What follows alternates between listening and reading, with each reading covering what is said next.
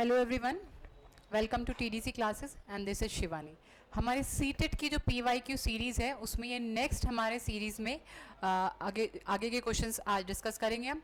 Last class में मतलब last series के अंदर जो हमने लास्ट वीडियो में हमने 15 क्वेश्चंस कवर कर लिए थे। आज रेस्ट ऑफ द 15 क्वेश्चंस हम यहाँ कवर करेंगे और सीडीपीपी पेपर 1 में 30 क्वेश्चन जो सीडीपी के आते हैं वो आपके कंप्लीट हो जाएंगे। फिर हम पेपर 2 उठाएंगे। ठीक है, देखो क्वेश्चन नंबर 16, देखो बेटा ध्यान से। Heredity totally determine and individuals. अब हेरिडिटी क्या चीज डिटरमाइन करती है? सॉरी, हेरिडिटी क्या डिटरमाइन करता है? ऑप्शंस देखो, sex, gender, academic success and learning style. देखो हेरिडिटी से इसका और इसका कोई लिंक नहीं है। आप देखो सेक्स एंड जेंडर, जेंडर एक सोशली कंस्ट्रक्टेड कॉन्सेप्ट है। ठीक है, सोशली कंस्ट्रक्टेड है क्योंकि जेंडर रोल होते हैं हमारे स्पेसिफाइक। ठीक है, वो सोशली हमें बताई जाती है। लेकिन सेक्स क्या है? आपका हेरिडिटी से प्राप्त होने वाली क्या है?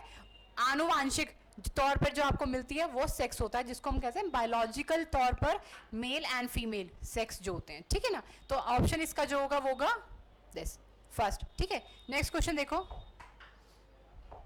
पहले क्वेश्चन पढ़ के खुद अटेम्प्ट करो, देन मैं जो एक्सप्लेनेशन दे रही हूँ फिर उसको उसके साथ अपना टैली करो। ठीक है, क्वेश्चन नंबर 17 देखो। असर्शन क्या कह रहा है? Teachers should focus on asking questions in classroom and encourage children also to ask questions rather than giving instruction. ठीक है, कि टीचर को कैसे फोकस करना चाहिए कि क्वेश्चंस पूछे, बच्चे को इनकरेज करे, खाली सिर्फ इंस्ट्रक्शन देना या पढ़ाना नहीं। रीजन क्या है? Child centre pedagogy means giving opportunity to childrens voice and ensuring their participation. ठीक है, देखो हाँ, पहला जो पॉइंट है ऐसा बोला जाता है, एनसीएफ हमें ये रिकमेंड करती है कि टीचर्स को क्या करना है, क्वेश्चन पूछने क्लासरूम में, सो दैट बच्चे को हम इनकरेज कर पाए, वो क्वेश्चन पूछे भी, आंसर भी करे, खाली सिर्फ पढ़ाना नहीं है, इंस्ट्रक्शंस नहीं देनी है। तो रीजन हमारा असर्शन तो करेक्ट है। और चाइल्ड सेंटर पेडागोजी क्या कहती है कि हमें बच्चे को अपॉर्चुनिटी देनी है ज़्यादा से ज़्यादा, ताकि अपनी वॉइस को यानी कि उसको इंक्लूड करना है क्लासरूम में। तो ये भी बिल्कुल बात ठीक है और ये सटीक इसको रीजन भी कर रही है। ठीक है, तो हमारा इसका क्या है कि दोनों करेक्ट है, both are correct and R is correct explanation. ठीक है, तो ऑप्शन 1 इज करेक्ट। चलो आगे बढ़ो, देखो नेक्स्ट क्वेश्चन देखो। क्वेश्चन नंबर 18 दोनों लैंग्वेज में अवेलेबल है। ठीक है, जो भी तुम्हारा कंफर्टेबल लैंग्वेज हो उसके अकॉर्डिंग क्वेश्चन को पढ़ो और आंसर खुद अटेम्प्ट करो। ठीक है, देखो question number 18, repetitive and ritualistic behaviour is identifying characteristic of. ठीक है, अब कौन है ऐसा जो बार बार क्या करता है, दोहराता है, चीजों को रिपीट कर रहा है? ऐसा बिहेवियर कौन शो करता है? Autism, learning disability, attention deficit hyper active disorder और सेरिब्रल पाल्सी। देखो ऑटिज्म वाले जो बच्चे होते हैं उनका पहचानने का तरीका यही होता है कि जिसको ऑटिज्म से स्पेक्ट्रम डिसऑर्डर जिसको होगा, ये एक न्यूरो डेवलपमेंटल डिसऑर्डर होता है। ठीक है, और इसको पहचाना ही ऐसे जाता है कि बच्चा क्या करता है, बार बार किसी एक बिहेवियर को रिपीट करता है, आई कांटेक्ट नहीं करता है और रिपीटेशन बिहेवियर का दिखाता है, तो वो आइडेंटिफाई हो जाते हैं। ठीक है, चलो नेक्स्ट देखो। Learner feel engaged and actively involve in the process of learning. Question number 19, learner feel engaged and actively involve in the process of learning. अगर बच्चा इस तरीके से फील कर रहा है तो कब करता है वो ये सब चीजें? ठीक है, देखो ऑप्शन पहला, activities are related to their context. जब एक्टिविटी कैसी होगी, उसके कॉन्टेक्स्ट से, उसकी एक्सपीरियंसेस से रिलेटेड होगी। ठीक है, focus of learning is repetition and memorisation. जब रिपीटेशन एंड मेमोराइजेशन चल रहा होगा तो रोट मेमोराइजेशन में बच्चा कभी भी प्रोसेस ऑफ लर्निंग में लर्निंग नहीं कर पाएगा। वो रोट मेमोराइज करके उसको मेमोराइज कर लेगा लेकिन लर्निंग नहीं होगी। Socio emotional need of the learner are ignored. Socio emotional ignored की गई तो बेटा उससे लर्निंग नहीं होती है। ठीक है, हमने कल भी देखा था एक क्वेश्चन था जहां पर आपके इमोशन एंड कॉग्निशन दोनों कनेक्टेड रहते हैं, इंटर रिलेटेड रहते हैं।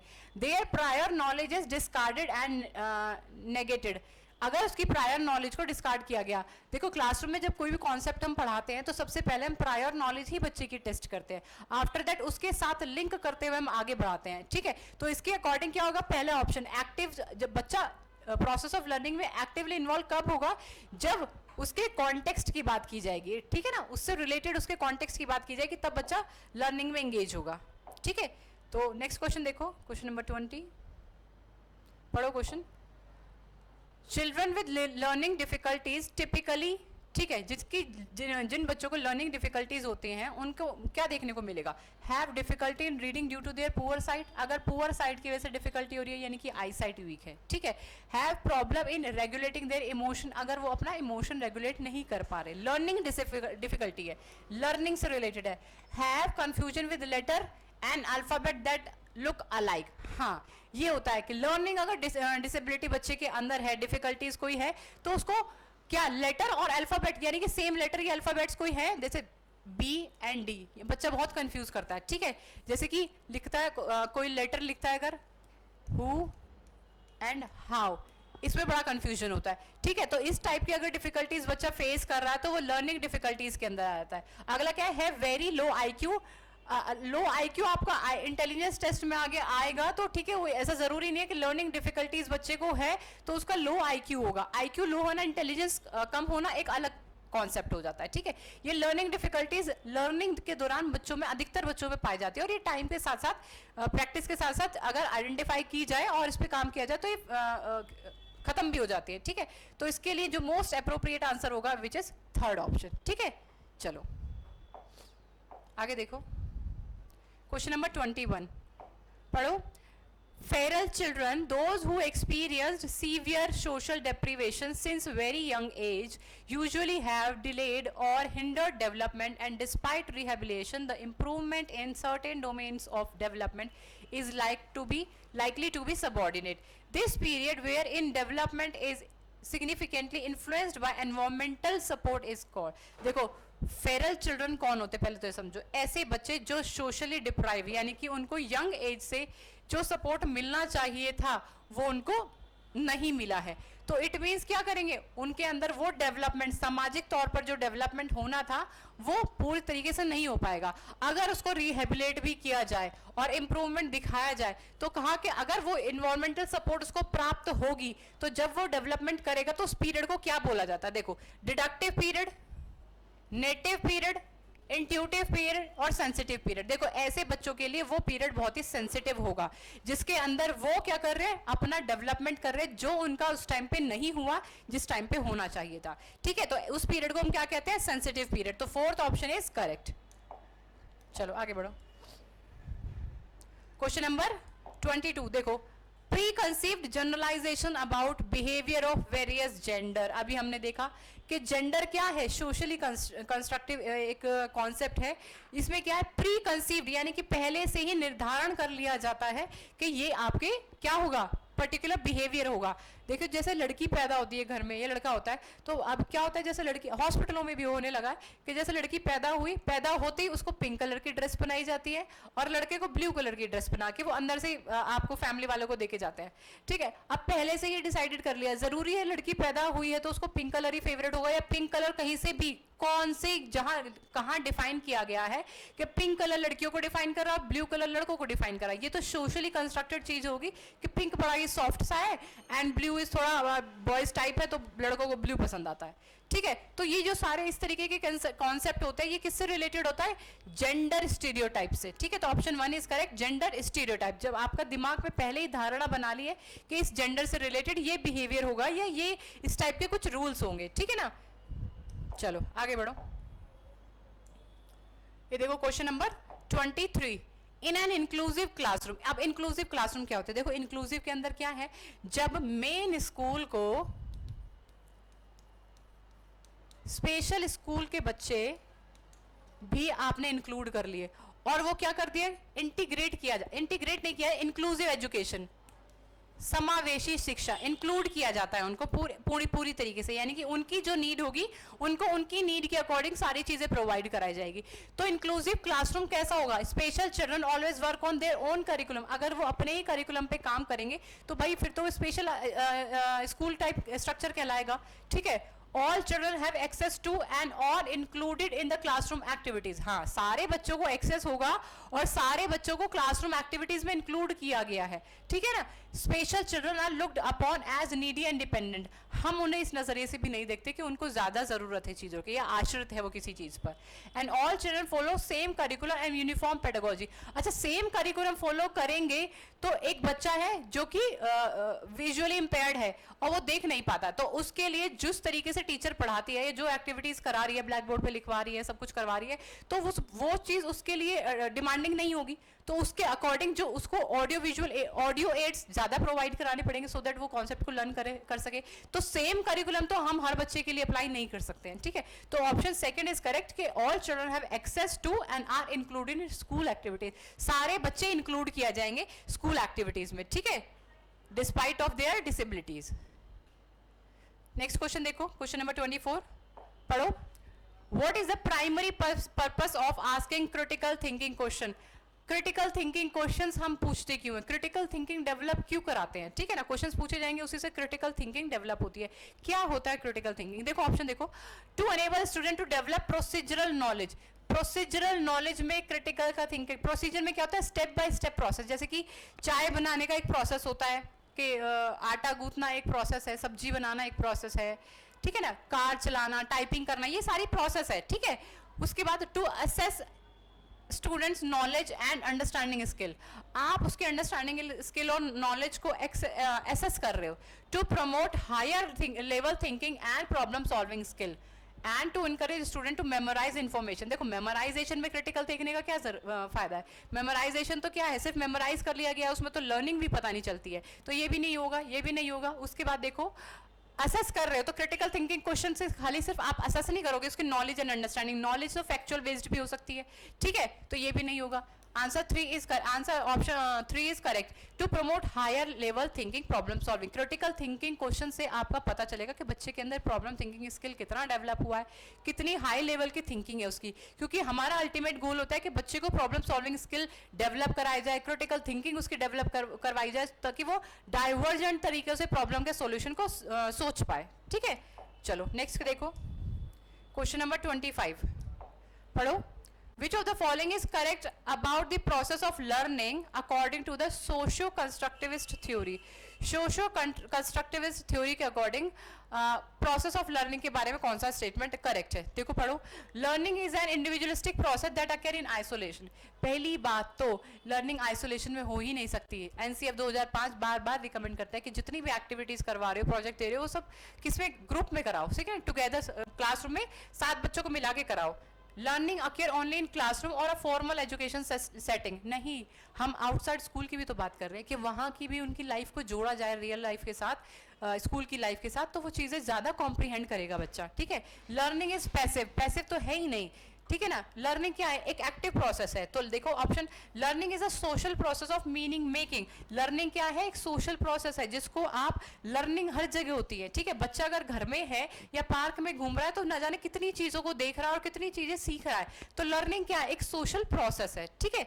Option 4 is correct. Next question देखो, 26 क्वेश्चन असर्शन एंड रीजनिंग वाला, पढ़ो इसको ध्यान से। While some children start babbling and uttering 2-word sentence at 12 months, other does not do this till they are 20th month old, ठीक है, 20 month old।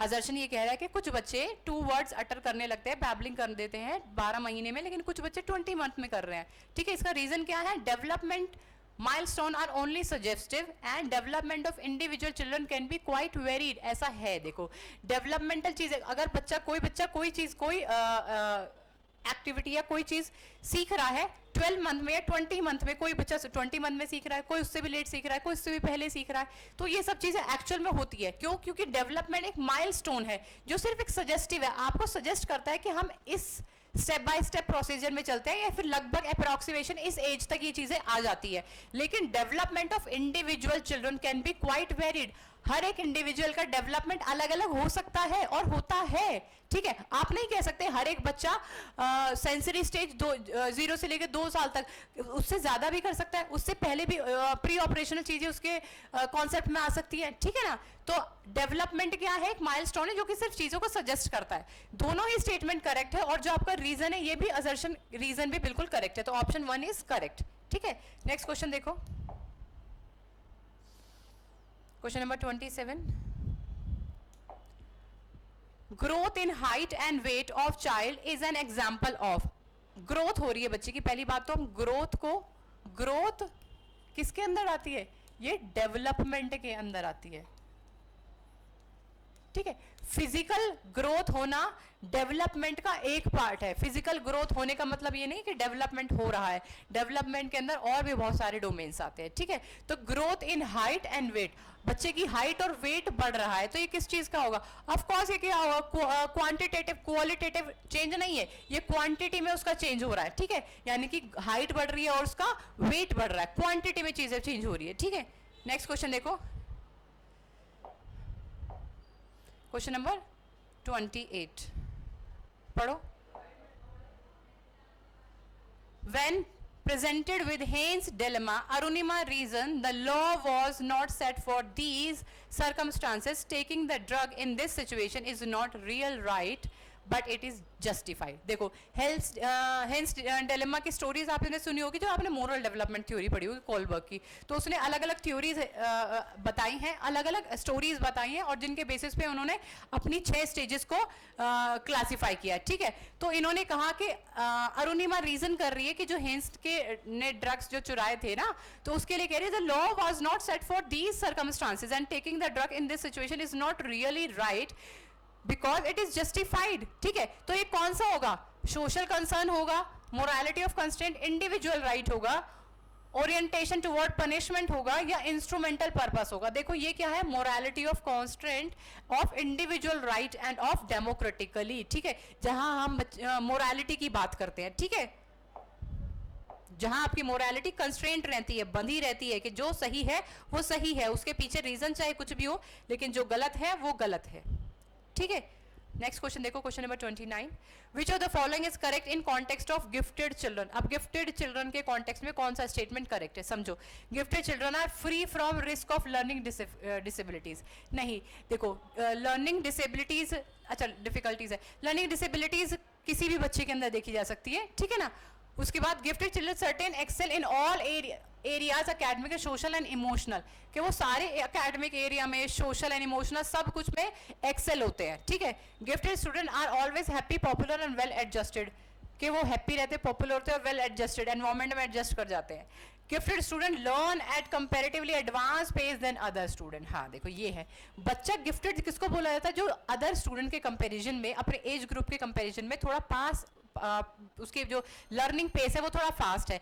उसके basis पे जरूरी नहीं है कि वो सारे एकेडमिक में, सोशल और इमोशनल हर एस्पेक्ट में बहुत अच्छा करे, या हैप्पी हो, पॉपुलर और वेल एडजस्टेड हो एनवायरमेंट के अंदर, ये सब चीजें हो हम नहीं कह सकते। लेकिन हाँ, वो लर्निंग के पर्सपेक्टिव में देखा जाए तो उसका जो पेस होता है लर्निंग का वो थोड़ा सा एडवांस होता है age compare to other student अपनी एज ग्रुप के, ठीक है। तो वो होते हैं गिफ्टेड स्टूडेंट।